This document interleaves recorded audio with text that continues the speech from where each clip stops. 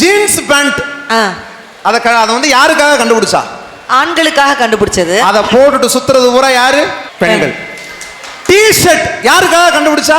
ஆண்களுக்கா. அதை போட்டுட்டு சுத்துறதெல்லாம் யாரு? ஷார்ட்ஸ், யூடியூப் ஷார்ட்ஸ் இல்ல, அணிந்து கொள்ளுகிற ஷார்ட்ஸ் யாருக்காக கண்டுபிடிச்சாங்க? ஆண்களுக்காக. அதை போட்டுட்டு சுத்துறது யாரு? ரோகிணி, சாரி, பெண்கள் தானே. பெண்கள் தான்.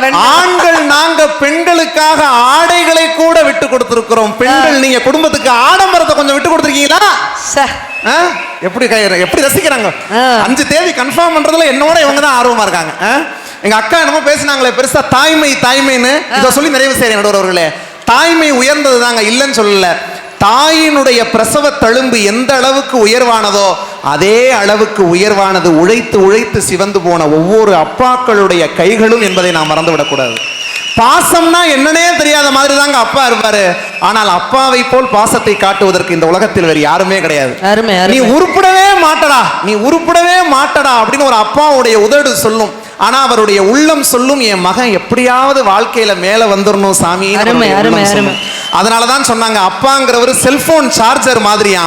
இருக்கும்போது அவருடைய அருமை தெரிவதில்லை, இல்லாத போதுதான் அவருடைய அருமை தெரிகிறது என்று சொன்னால், குடும்பத்தில் அந்த ஆண்களுக்கு திருமணத்திற்கு பிறகு அந்த மரியாதை இல்லை என்கிற காரணத்தினால்